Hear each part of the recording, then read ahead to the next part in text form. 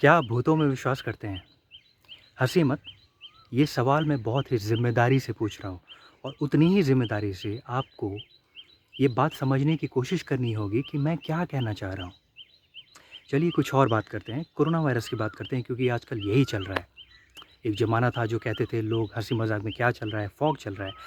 आजकल हर जगह कोविड ही चल रहा है और कुछ भी नहीं चल रहा है। तो इसकी ही बात करते हैं। पिछले साल हम लोगों ने तय किया, मैं हम लोग कह रहा हूँ, मैं एक तबका उसमें नहीं है हम लोगों में, बट फिर भी मैं एक कलेक्टिव ह्यूमन रेस की बात करूँ, हम लोगों ने तय किया कि आरटी-पीसीआर टेस्ट वो पैमाना होगा जिससे हम तय करेंगे कि कोविड पॉज़िटिव कोई है या नहीं है। और उसके बाद फिर हम डराएँगे कि ये कोविड पॉज़िटिव है, कोविड नेगेटिव है। जैसे हम डराते हैं पिछले 1.5 साल से और ये मैं मज़ाक नहीं उड़ा रहा हूँ, मैं जस्ट एक अपनी बात कह रहा हूँ कि हमने तय किया आरटी-पीसीआर टेस्ट होगा। अब मेरा सवाल ये है कि क्या कैरी मूलिस जिसने ये आरटी-पीसीआर टेस्ट बनाया, उन्हें नोबेल प्राइज़ मिला था 92-93 में और 84-85 में शायद उन्होंने ये बनाया था। क्या आज वो ज़िंदा होते, तो क्या वो आरटी-पीसीआर टेस्ट को एक पैमाना मानते, एक पैरामीटर जिससे हम कोविड पॉज़िटिव और कोविड-19 एचआईवी सॉरी एचआईवी पॉज़िटिव 19 नहीं, कोविड पॉज़िटिव कोविड-19 करके जो एक ये सब चीज़ हुआ है पैंडेमिक और 1.5-2 साल में, बहुत सारे लोगों की जान गई है, मैं जानता हूँ आप ये कहेंगे। तो ये क्या कैरी मूलिस जिन्होंने बनाया, आप किसी आदमी का, आप किसी इंसान का आप प्रोडक्ट यूज़ करते हैं, तो उनसे आप एक बार परमिशन तो लेते हैं। अब दुर्भाग्य की बात ये है कि कोरोना वायरस के स्टार्ट होने के 6 महीने पहले उनकी मौत हो जाती है और इसमें मैं कॉन्स्पिरेसी रीड नहीं करूँगा क्योंकि मुझे नहीं पता, मुझे कुछ भी नहीं पता, मुझे इस सवाल का भी जवाब नहीं पता कि भूत होते हैं या नहीं होते। मैं सिर्फ़ ये कह रहा हूँ कि क्या कैरी मूलिस आज ज़िंदा होते, तो वो मानते कि आरटी-पीसीआर टेस्ट को यूज़ करो for corona virus positive, negative whatever. 6 महीने पहले 2019 के जून-जुलाई में आई थिंक उनकी डेथ हो गई, तो इसलिए आज वो है नहीं, तो आज वो नहीं कर सकते। लेकिन वो बहुत फ्लैम्बॉयंट पर्सनैलिटी थे। एलन मस्क जैसे हैं वैसे ही थे, आउटस्पोकन थे। बहुत सारे टॉपिक्स पे मेडिकल फ्रैटर्निटी से उनकी नहीं बनती थी, बहुत सारे टॉपिक्स पे। तो उनका एक फ़ेमस स्टेटमेंट है जिसको अगर मैं इंटरप्रेट नहीं कर रहा हूँ, मैं सिर्फ़ कह रहा हूँ, quantitative PCR is an oxymoron. ये जो आप इसे जैसे चाहें इंटरप्रेट कर सकते हैं। वायरल लोड बहुत ही कॉम्प्लिकेटेड सब्जेक्ट है, बहुत कॉम्प्लिकेटेड सब्जेक्ट है और इसीलिए मैं कह रहा हूँ बार-बार कि बहुत दुःख हुआ मुझे बार-बार ये सोचकर कि काश कैरी मूली ज़िंदा होते। एनीवेज़, तो मैं कॉन्स्पिरेसी रीड नहीं कर रहा हूँ, मैं जो चाइना के व्हिसल ब्लोअर हैं ली वेनलियांग, उनकी डेथ हो जाती है चाइना में रहस्यमय तरीके से। मैं उन सब किसी चीज़ में रीड नहीं करूँगा, मैं कॉन्स्पिरेसीज़ क्या सही है, क्या गलत है, मुझे क्या पता? मुझे तो ये भी नहीं पता है कि भूत होते हैं या नहीं होते। तो आरटी-पीसीआर टेस्ट की हम बात करते हैं और जैसा मैंने कहा कि वायरल लोड में मेरा विश्वास नहीं है और ये सिर्फ़ बोलने वाली बात नहीं है। एलन मस्क ने अभी कुछ महीने पहले ट्वीट किया था कि something nasty is going on.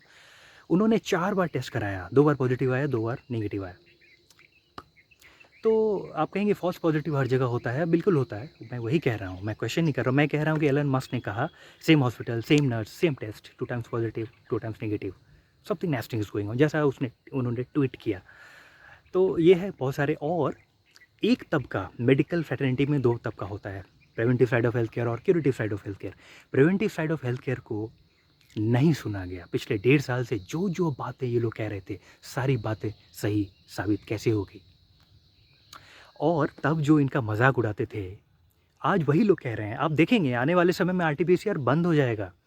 आप देखेंगे और शुरुआत हो भी चुकी है, डॉक्टर लोग कह रहे हैं कि भाई एचआर-सीटी, थोरैक्स ये सब करा लो सीटी स्कैन। आरटी-पीसीआर से नहीं पता चलेगा, नहीं पता चलता है, नेगेटिव होता है, फिर भी सिम्पटम होते हैं, सिम्प्टोमैटिक, एसिम्प्टोमैटिक, तो बहुत सारी चीज़ें। तो ख़ैर ये आरटी-पीसीआर टेस्ट की पे स्टैंड पे जो एक तबका पहले से कह रहा था वो, उसकी बात सही साबित हो गई और चलिए गलत कोई भी नहीं है, बट वो सही तो थे। तो preventive side of health care वाले लोग आखिर क्या चाहते हैं? Preventive side of health care वाले लोग ये चाहते हैं अ, और मैं निष्पक्ष तरीके से अपनी बात रखूँगा, इसलिए नहीं कि मैं भी प्रोपोनेंट हूँ preventive side of health care का। मैं निष्पक्ष तरीके से बात रखूँगा, वो लोग ये चाहते हैं कि कोई बीमार पड़े ही नहीं। आपके स्वस्थ होने और बीमार पड़ने के बीच में कुछ दिन का गैप होता है, ट्रांज़िशन। अगर उस पैटर्न को, उस अंडरस्टैंडिंग को अवेयरनेस में अगर हम समझने लगें, तो हम बीमार पड़ेंगे तो जल्दी रिकवर हो जाएँगे और ज़्यादा चांसेस है कि हम नहीं पड़ेंगे बीमार और पड़ते हैं तो हम अपनी नेचुरल इम्यूनिटी से रिकवर कर सकते हैं, लेकिन curative side of health care के लोगों का मानना है कि आप विदाउट प्रेशर मेडिसिन के आप ठीक नहीं हो सकते। ये लोग मानते हैं कि बुखार होना, बॉडी का टेम्परेचर रेज़ करना एक डिफेंस मैकेनिज़्म है। ये लोग मानते हैं नहीं भाई, पैरासिटामॉल लो और बात ख़त्म करो। 250 पहले हम लोग छोटे थे तो होता था, अब तो 650 के नीचे बात ही नहीं होती है बच्चों को भी। एनीवेज़ मुझे नहीं पता वो मेडिकल चीज़, मुझे कुछ भी नहीं पता, मुझे ये भी नहीं पता भूत होते हैं कि नहीं होते हैं। तो ये और preventive side of health care के लोग क्या-क्या मानते हैं? ये मानते हैं कि आप बिना नींद की गोली के आप सो सकते हैं। और आप देखेंगे कि न्यूयॉर्क में जैसा ये डेटा मैंने पढ़ा है कि 1 out of 3 people can not sleep without sleeping pills. आज वही बीमारी आप देखेंगे अगले 20-30 सालों में यहाँ पे भी होगा। लोग ये विश्वास करने से घबराएंगे कि क्या आपके दादाजी परदादाजी बिना नींद की गोली के सो जाते थे? क्या ऐसा संभव है कि बिस्तर पे गए और सो गए? आपके कॉन्शियस माइंड है, आप सबकॉन्शियस होगा, फिर अचेतन मन में जाएंगे, सोएंगे। कैसे हो सकता है? जब तक आप इंजेक्शन नहीं लें, जब तक आप स्टिमुलेंट नहीं लें। तो वो लोग डरेंगे ये सोच के भी, लेकिन हम और आप एक सबूत है जीते जागते कि आज मैं तो नहीं लेता हूँ, शायद आप भी नहीं लेते होंगे, अभी तक आप बचे हैं। लेकिन जो यूएस में होता है, जो वेस्टर्न कंट्रीज़ में होता है, सबसे पहले इंडिया के सिटीज़ में आता है, फिर टियर 2 सिटीज़ में आता है, फिर टाउन्स में आता है, फिर गाँव में आता है। तो आज जो वहाँ होता है वहीं के ट्रेस यहाँ आते हैं, ट्रिकल डाउन होते हुए, जो इकोनॉमिक्स में थ्योरी है। तो ये जो वहाँ हो रहा है वो यहीं होगा, क्योंकि हमें एक बहुत गर्व महसूस होता है वहाँ के ट्रैशेस लेने के। और जो भी आज मेडिकल साइंस हम पढ़ते हैं, हमारी इसमें क्या हैसियत क्या है, जो है सब उनका ही है। फ्लेक्सनर रिपोर्ट क्या है, कभी आप इसे गूगल करें, ये कोई मिथ नहीं है। अब्राहम फ्लेक्सनर ने जो रिपोर्ट बनाया था, डेल कार्नेगी फाउंडेशन और रॉकफेलर, अगेन मैं कॉन्स्पिरेसी की तरफ जा ही नहीं रहा हूँ, क्या बात सही है क्या नहीं है मैं उसकी तरफ नहीं जा रहा हूँ। मैं आपको कह रहा हूँ, आप सब कुछ ओपन है, रिकॉर्ड पे है, गूगल इस चीज़ को ब्लॉक नहीं कर पाया है अभी तक, उसके पहले आप पढ़ लीजिए सब कुछ। क्या हुआ था, रिडक्शनिस्ट अप्रोच उनका एक तरीका है। और इसके अलावा हर चीज़ को उन्होंने जो शट कर दिया 20th सेंचुरी में, और उसे रिमार्केबल 1910-12 के राउंड में उनकी रिमार्केबल रिपोर्ट मानी जाती है। टर्न अराउंड होगी भी, बिल्कुल होगी। अब ये बात अलग है कि वो खुद एक डॉक्टर नहीं थे, अब्राहम फ्लेक्सनर। उन्होंने जो एजुकेशन इसमें जो बनाया था एक रिपोर्ट, उससे प्रभावित होकर उन्हें ये दे दिया गया था। जैसे हमारे देश में किसी नेता को जो इतने ऐसे होते हैं उन्हें खेल मंत्री बना दिया जाता है, उसी तरह से वहाँ भी हुआ होगा। तो ये अब जो भी है उसकी वजह से ये हुआ कि उनका एक कॉन्सेंट्रेटेड हो गया कि मेडिकल अप्रोच ऐसे ही चलेगा, स्ट्रॉन्ग प्रेशर मेडिसिन क्योर। और जो मॉडर्न मेडिसिन के फादर ऑफ मॉडर्न मेडिसिन है हिपोक्रेटस, उनका कहना है कि cure sometimes and comfort always. वो भी वही कह रहे हैं। जैसे चीन में, चाइना में आज से शताब्दियों पहले डॉक्टर को पैसे तब मिलते थे जब आप बीमार नहीं पड़े, तब तक अगर आप बीमार पड़ गए तो माना जाता था कि डॉक्टर का कोई रोल ही नहीं है, क्योंकि आप बीमार तो पड़ ही गए। अब वो बदल गया है। क्यों?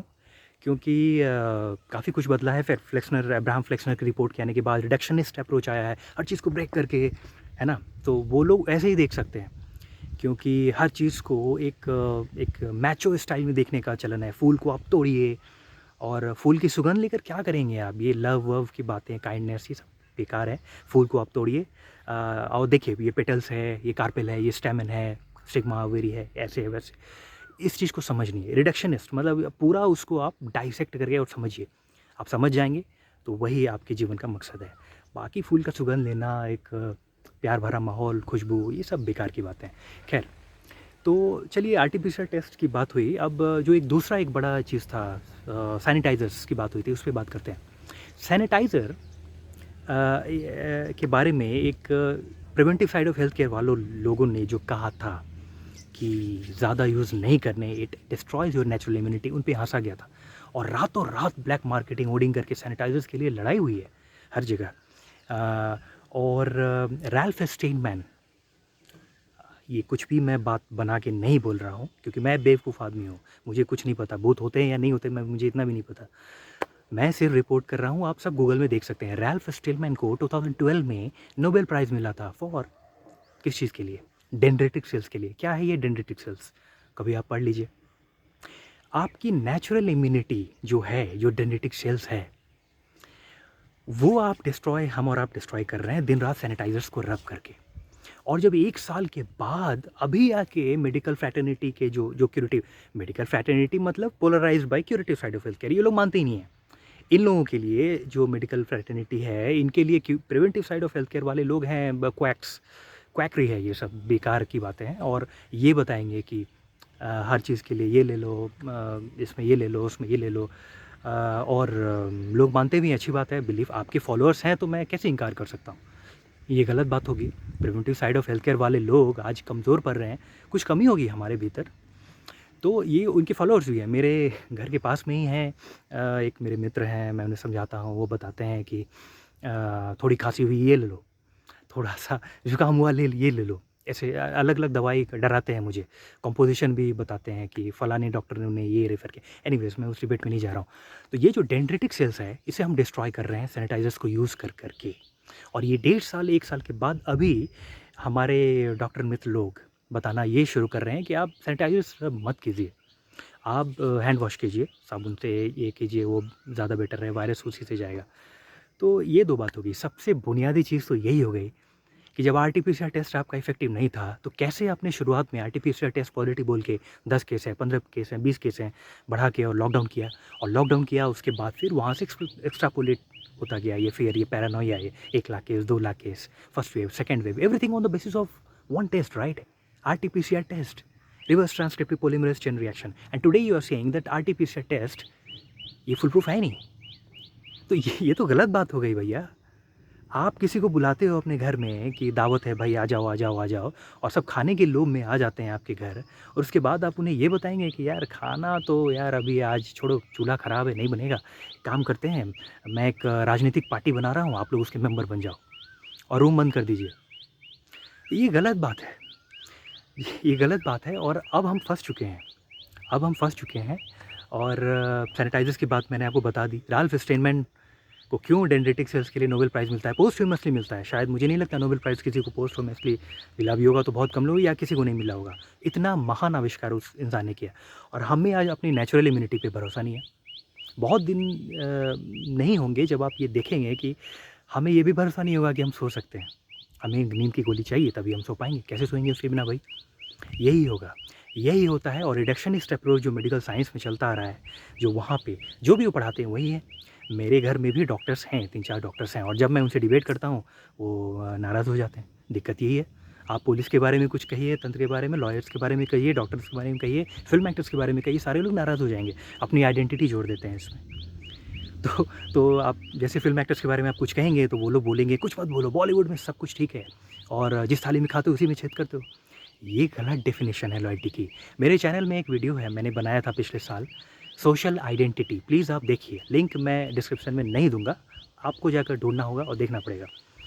तो ये हमारी जिम्मेदारी ये है कि हम स्टेटस को से एक कदम आगे चलें, और अगर कोई कुछ बोल रहा है तो उसे सुनने की ज़रूरत है, ना कि ये कि मेरी आइडेंटिटी है, मैं कुछ भी बोलूँ अपनी, मैं अब आंटी से बात कर रहा हूँ जो डॉक्टर रहे हैं, तो उन्हें लग रहा है डॉक्टर लोगों की लाइफ में कितना प्रॉब्लम है, तुम लोगों को समझ में नहीं आता। मैं जानता हूँ, हम सब लोग जानते हैं। बड़े दुर्भाग्य, ये बहुत अनफॉर्चुनेट है, बड़े ही दुर्भाग्य की बात है कि आज मेडिकल फ्रैटर्निटी में एक तबका है जो दिन रात एक कर सेक्रीफाइस करके, मतलब अपनी नींद बेच सब कुछ अपना झोंक कर वो बेचारा काम कर रहा है, नर्सेज लोग। और फिर भी ये वही समय है जब सबसे ज़्यादा नाराज़गी medical nurses, hospital staff, doctors के खिलाफ लोगों में है। अगर आपको ये बात झूठ लगती है, आप सड़क पे उतर कर देखें, लोगों में कितना गुस्सा है डॉक्टर्स, नर्सेज, सपोर्ट स्टाफ को लेकर। ये छोटा मोटा गुस्सा नहीं है, ये एक आक्रोश है, और यही बात की मुझे पीड़ा है। मैं सॉल्यूशन की तरफ ध्यान देने की बात कर रहा हूँ, ये नहीं कि आप इसे आइडेंटिटी बना लें। आप जब जन्म लिए थे, ना आप डॉक्टर थे, ना आप लॉयर थे, ना पुलिस थे, ना आप आईएएस अफसर थे, ना ही आप फिल्म एक्टर थे। ये आप समझने की कोशिश कीजिए। ये सोशल आइडेंटिटी जो हम लेते हैं, ये एक रिस्पॉन्सिबिलिटी होती है, ऑब्लिगेशन टुवर्ड्स सोसाइटी, और ये हमें इसे इम्प्रूव करना है स्टेटस को, तो आपको अपोजिट क्रिटिसिज्म को सुनना पड़ेगा। At least they need to be heard. Preventive side of healthcare people were not heard up until now. More so in the last 2 years they were not heard. वही problem है, समस्या वही है।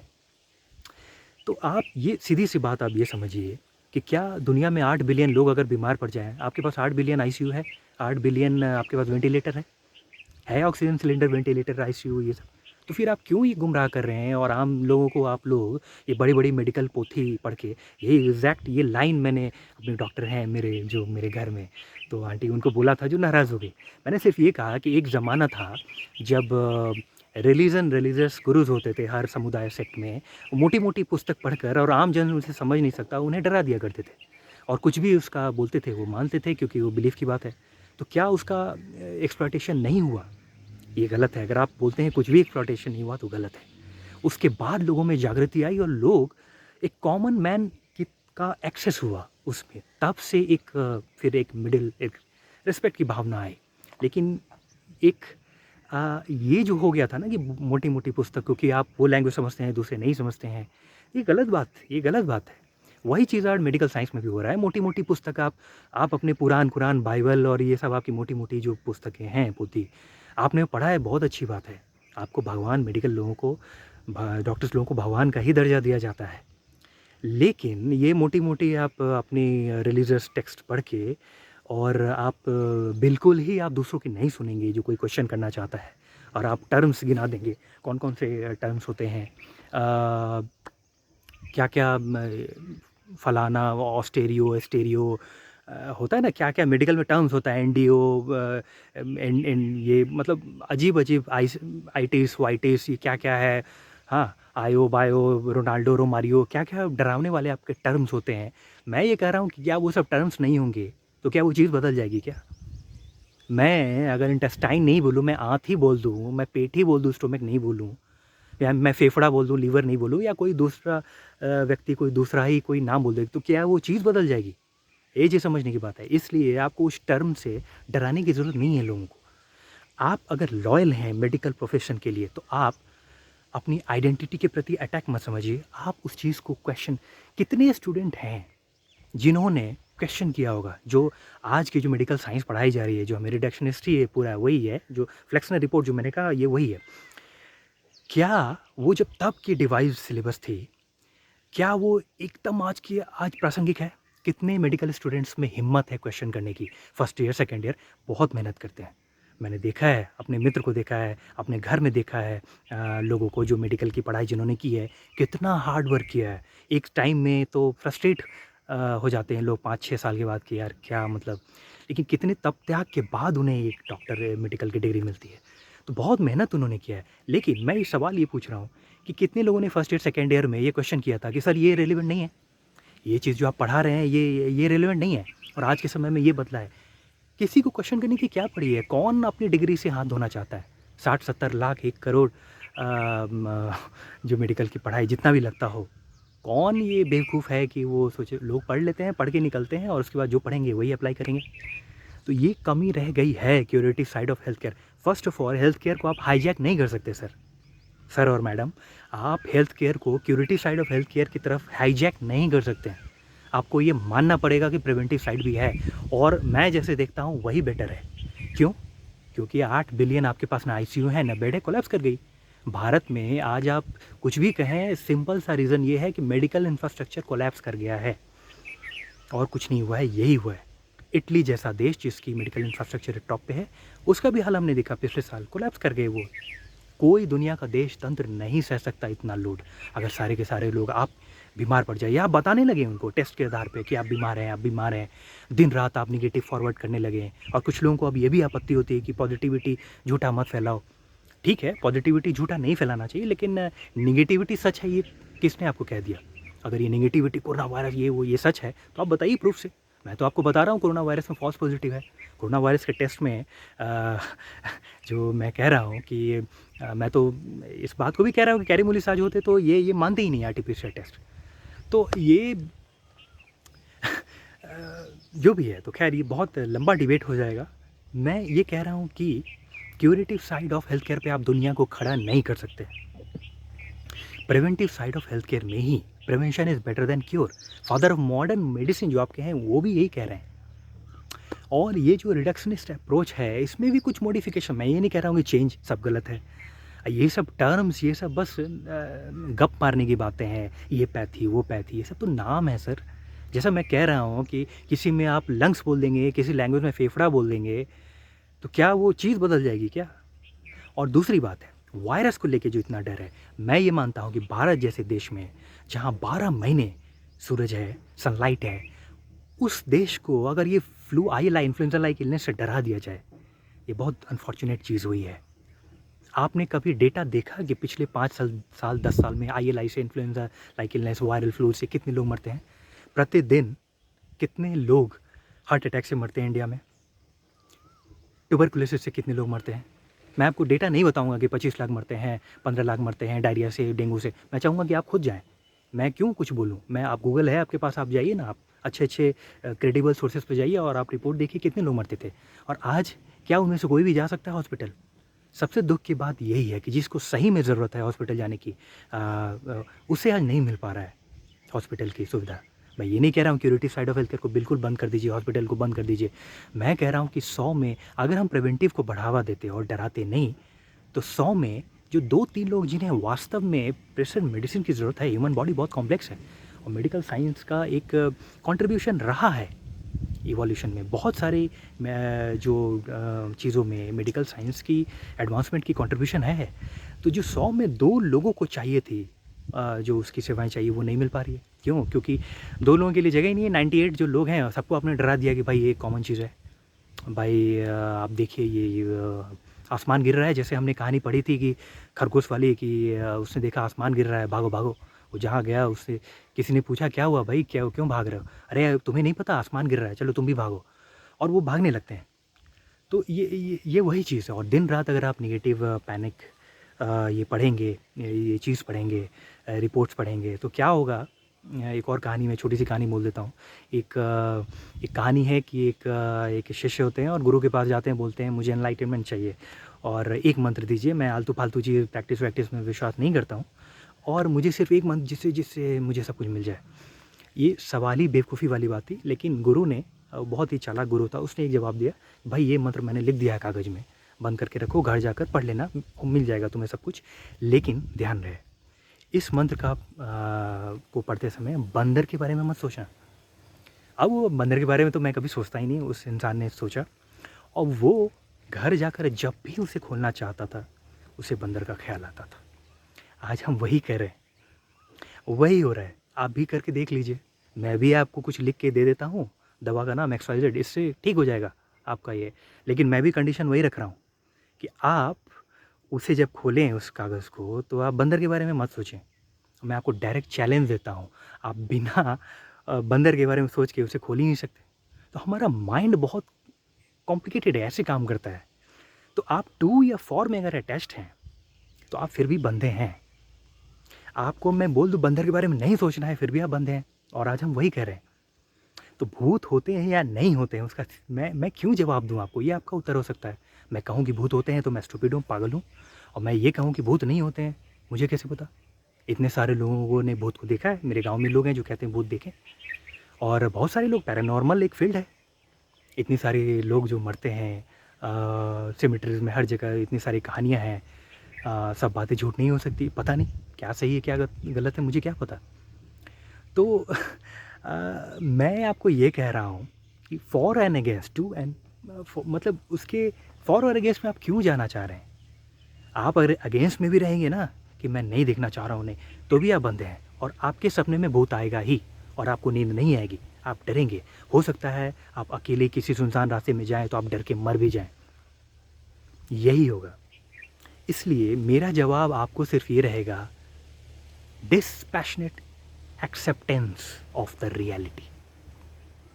भूत होते हो भाई, मुझे क्या करना है? इतने सारे लोगों को अपने इर्द गिर्द देखिए, 60-70-80 साल उन्होंने जिया है, क्या उन्हें कभी भूत ने मार दिया?